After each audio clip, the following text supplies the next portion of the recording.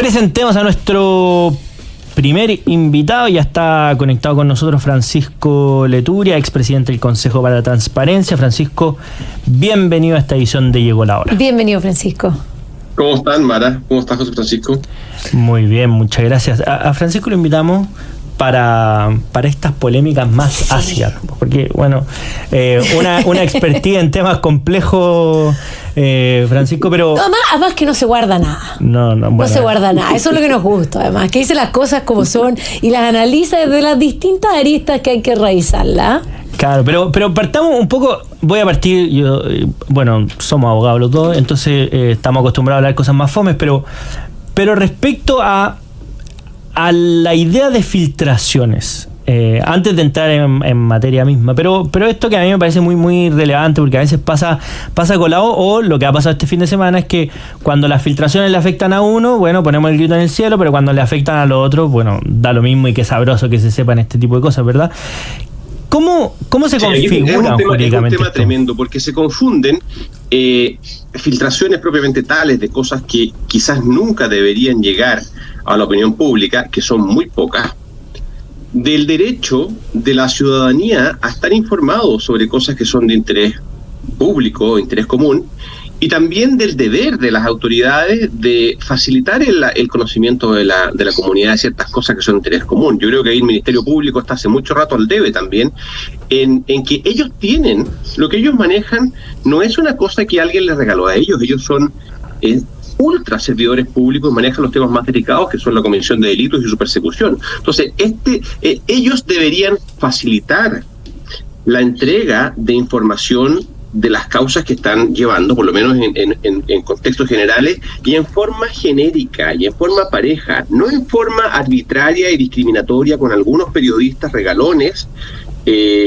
como lo han hecho hasta ahora, con contenidos súper parciales y súper interesados. Ellos debieran decir: yo estoy llevando una investigación sobre tales y tales cosas, he encontrado un contexto general de tales y tales, y deberíamos prohibir de verdad algunas cosas particulares, las fotos íntimas, información sobre la salud de las personas, etcétera. Esta cosa de decir que es ilegal filtrar, pero no hay sanciones, no pasa nada, estoy protegido por el secreto profesional periodístico, el derecho a la reserva de las fuentes informativas, entonces es mentira.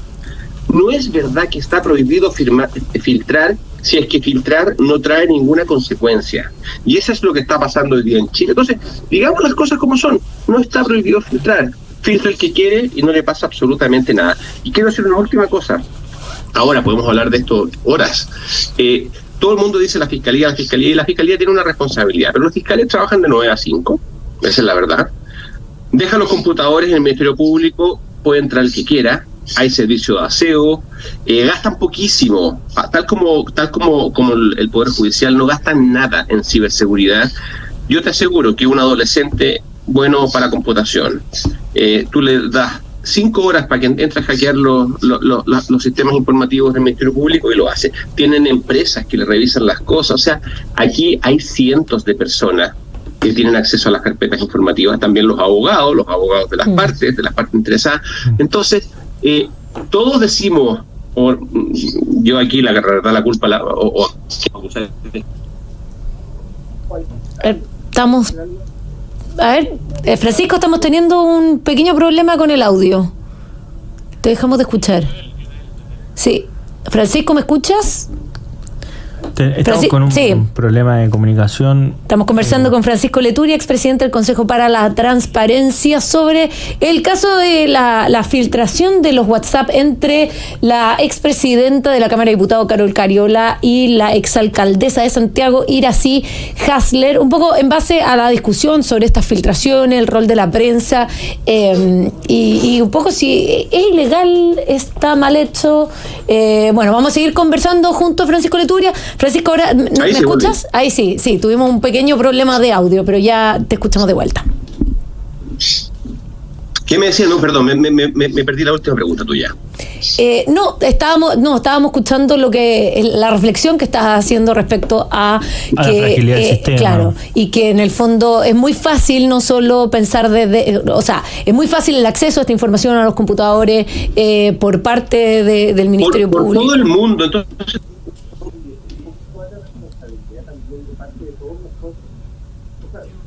Yo no guardo nada. Sí, no, definitivamente estamos con problemas de audio se nos va la voz. Claro, se escucha pero suavecito. Pero muy despacito. Sí. Pero bueno, toda esta conversación a raíz de lo que se ha ido sabiendo esta semana, porque todo parte con la investigación del caso Sierra Bella. Ahí hay un informe de la Policía de Investigaciones a propósito de este caso, donde se señalan algunas presuntas intervenciones de la diputada Carol Cariola hacia Iracy Hasler respecto a posible tráfico de influencias, y ahí se destapó toda esta información. Ahora sí recuperamos a Francisco Leturia. Gracias, me recuperaron, muchas gracias. Sí. Bueno, no, lo que estaba diciendo antes precisamente fue uno de estos artefactos malditos los que hizo que se me cortara la información. Hoy día, si tenemos las cosas en la nube, tiene acceso a la información Google, tiene acceso a la información los dueños y los empleados de Google, tiene acceso a la información Meta, tiene probablemente la CIA y hackers rusos y miles de otras cosas. Entonces seamos un poquito más responsables también con la información que tenemos, porque aquí estamos culpando de todo a los fiscales.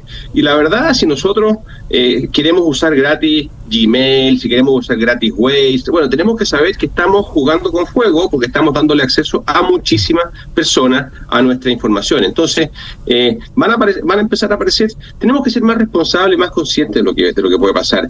Nos pueden robar el teléfono. A mí me lo han robado 3 veces en el último año. Se nos puede quedar en un taxi. O sea, está peligrosa la calle. Entonces, no es cosa de... Esto es como tener un diario de vida y dejarlo en un restaurante. No, ya no se puede. Tenemos que hacernos cargo, sobre todo si tienes cargos de poder y sobre todo si estás teniendo reuniones con empresarios chinos, si te arriendan una casa a bajo precio. O sea, eso va a terminar con un teléfono incautado. Entonces, la gente tiene que ser más responsable también, porque esto de que hay que regularlo no va a pasar nunca. Que el fiscal Valencia tiene que hacer algo, no va a hacer nada ni puede hacer nada. Ya ha dado varios instructivos, dicen que es delito. Mentira. Asumamos la realidad como es y hagamos lo que es posible. No le mentamos más a la gente tampoco. Sí, Francisco, precisamente quería hacer un poco esa distinción, porque una cosa son las filtraciones que habría que también, dentro del resguardo de la privacidad de las personas, el derecho a la privacidad, debiésemos considerar qué es lo que se está tal vez filtrando de manera irregular. Pero por otro lado tenemos el tema de la prensa, y no es la misma función. La prensa tiene el interés público, y probablemente a lo mejor algo que podríamos llamar la conversación entre Cariola y Iracy Hasler, uno podría decir, bueno, tal vez hay ciertas partes que no están, el pelambre contra el presidente no está tal vez ligado a el caso Sierra Bella, pero sí tiene que ver con algo de interés público, en el fondo lo que quiere decir gente que representa una coalición de gobierno respecto a lo que piensa de manera interna, y el periodismo en sí mismo o los medios de comunicación no pueden ignorarlo. Quiero hacer la distinción entre que esto se filtre y que la prensa lo mencione. Aquí con justa razón hemos dicho por qué, si es que fueran los fiscales o la policía, por qué ellos están filtrando y por qué le filtran a algunos periodistas y no a otros, que es un tema. O sea, esto no tiene nada que ver, podemos decir, con la persecución criminal, y que son copuchentos y entretenidos los chats, y que nos pasamos el fin de semana riéndonos de ellos. Es verdad, porque los seres humanos y los chilenos particularmente somos copuchentos y hacen las cosas. Pero hay un elemento de interés público tremendo en estos chats, porque es la misma gente que aparece después defendiéndose en cualquier cosa, diciendo que lo blanco es negro y lo negro es blanco, atacando a los demás como si fueran todos los otros malos y ellos fueran todos buenos. Bueno, esa misma gente, a la hora de los que hubo, entre ellos se trata como se trata. O sea, es importante para que la gente sepa cómo son la realidad de las relaciones humanas y la realidad de la política. Así es la política internamente, así se tratan. Y esto probablemente sea igual, o quizás haya sido peor incluso, en el gobierno de Sebastián Piñera. ¿Cómo se trataba si uno hubiese visto los chats de los ministros? Quizás que lo trataban con más dureza, porque Piñera además era un tipo bastante duro en sus relaciones y en su toma de decisiones, y tenía, bueno, algunas cosas ya las hemos sabido con el tiempo. Y es normal en cualquier empresa, es normal en muchas partes. Creo que conocer la realidad, conocer la verdad, conocer cómo operan, cómo trabajan los supuestos servidores públicos, cuál es su set de valores, por qué dicen una cosa en público y dicen otra cosa en privado. Bueno, saber que es así es interesante, tal como es interesante, por ejemplo, saber que si un cura que predicaba ciertas cosas sobre moral sexual en el púlpito y después salía y hacía otras cosas, también lo encuentro interesante porque nos permite a todos nosotros conocer mejor la realidad, conocer mejor por quién podemos votar o por quién podemos no votar.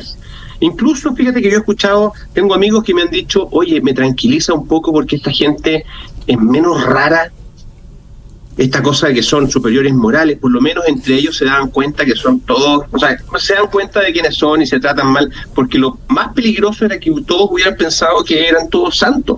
No, de la boca para afuera dicen eso, le dicen a la gente, pero ahí en la realidad, en la intimidad, se descueran. Bueno, algo de autocrítica tienen. Yo incluso creo que puede ser mejor.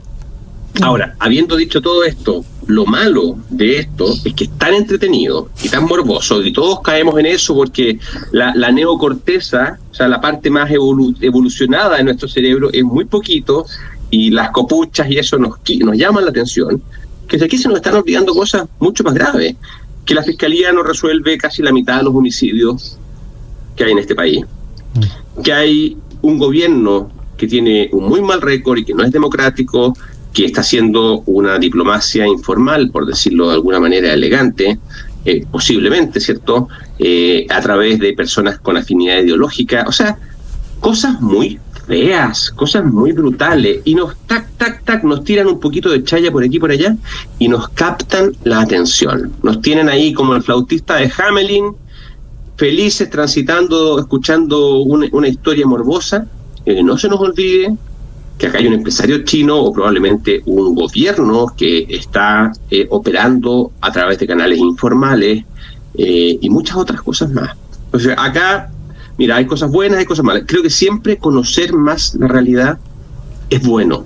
Si yo tuviera que elegir un país con filtraciones, un país sin filtraciones, prefiero 5.000 veces un país con filtraciones, porque casi todos los casos de corrupción, además, en Chile y en el mundo, se han descubierto gracias a filtraciones involuntarias.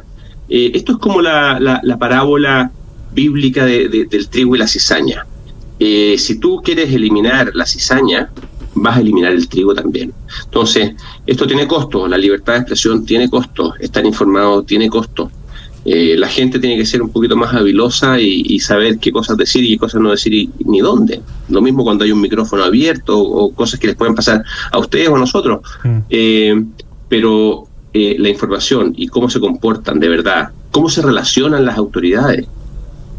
Aquí, ojo, no son dos amigas, son dos autoridades pagadas por el Estado para ejercer una función, no para hacerle favores a un empresario chino. Entonces, ¿cómo usan su tiempo, sus teléfonos celulares pagados por el Estado, su rol de autoridad con funciones específicas donde no están incluidas hacerle favores a empresarios chinos?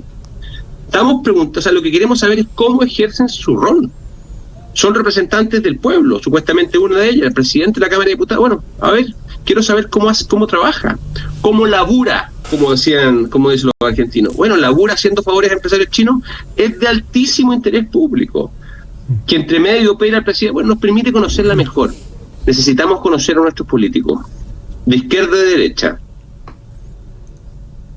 Y ahí en ese sentido, porque como que se hace una distinción que es respecto a información que se da a conocer y que tiene esta relevancia pública porque son posibles delitos, por ejemplo la intervención de una diputada a favor de un empresario en particular. Pero ¿dónde está el límite o la línea respecto a cosas que por su naturaleza están pensadas para hacer una comunicación privada. Digo, es verdad que si yo hablo frente a un micrófono abierto voy a decir ciertas cosas, pero una vez que se apague el micrófono yo puedo decir otras cosas muy distintas y ojalá no se filtre las cosas que decimos en las pausas, ¿verdad? Porque por la naturaleza de la conversación está pensado que sea algo privado, ¿verdad? Claro. La verdad que nos van a conocer mucho mejor la gente y va a conocernos mucho más realmente como somos probablemente si conocemos lo que se dice en las pausas o lo que decimos en las pausas. Pero mira, yo creo que es verdad conceptualmente lo que tú dices, pero trazar esa línea divisoria, darle a alguien el poder de decir esto sí, esto no, está siempre al borde de la censura. Yo te puedo decir las cosas que, más que privadas o públicas, las cosas que están más allá, las cosas que son íntimas, las fotos privadas, por ejemplo, que hablábamos recién, ¿cierto? Pero, ¿quién es quién? ¿Quién tiene la capacidad? O sea, ¿quién de nosotros puede decir esto no es de interés público o esto no es constitutivo de delito? Imagínate que a lo mejor cuando dice el presidente un tal por cual, no haya sido porque le pidió un favor para el empresario chino, porque como no tenemos todos los chats aquí nos pueden estar metiendo el dedo en la boca, a lo mejor le pidió un favor para el empresario chino y muy hidalgamente el presidente de la República le dijo que no. Entonces esto forma parte de una conversación más larga. Lo mismo, hay una famosa foto, dice, ¿por qué filtra una foto en un cumpleaños?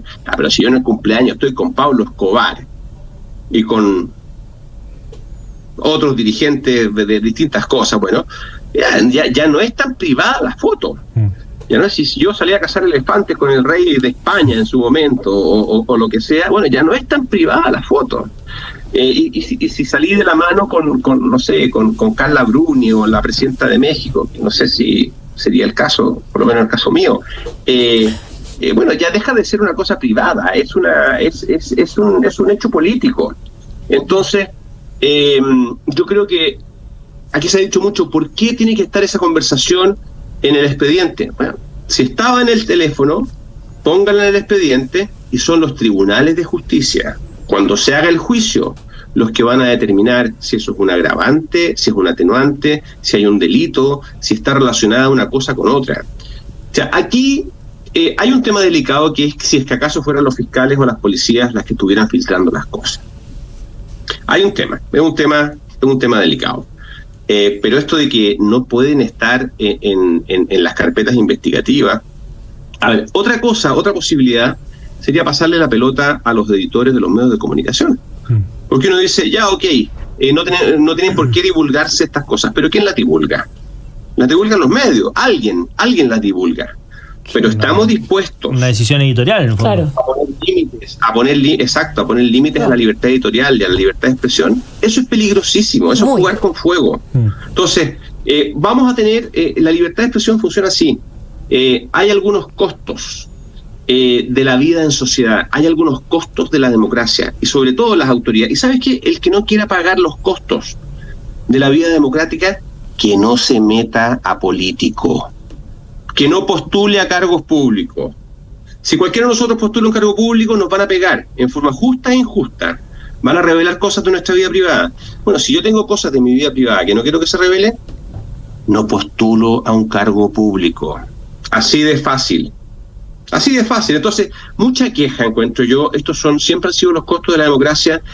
Si creemos en la libertad de expresión, nos tenemos que bancar los excesos que a veces ella tiene.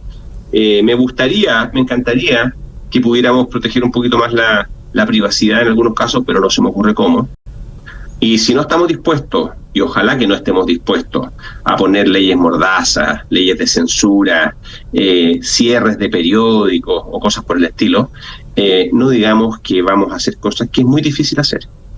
Controlar esto es muy difícil. Es la era Acuario, la era de la transparencia total, con las cosas buenas y cosas malas que eso tiene.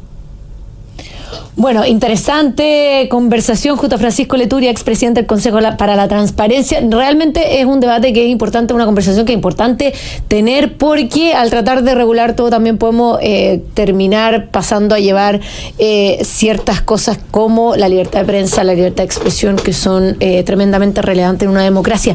Muchas gracias, Francisco, por haber estado con nosotros siempre con estos temas. Bien, aguja. Muchas gracias. Encantado, cuando quieran. Felicidades, muchas gracias. Bueno, José Francisco, nosotros nos vamos a una breve pausa y ya volvemos con más. Llegó la hora en Radio Agricultura. Estás escuchando Agricultura en Puerto Montt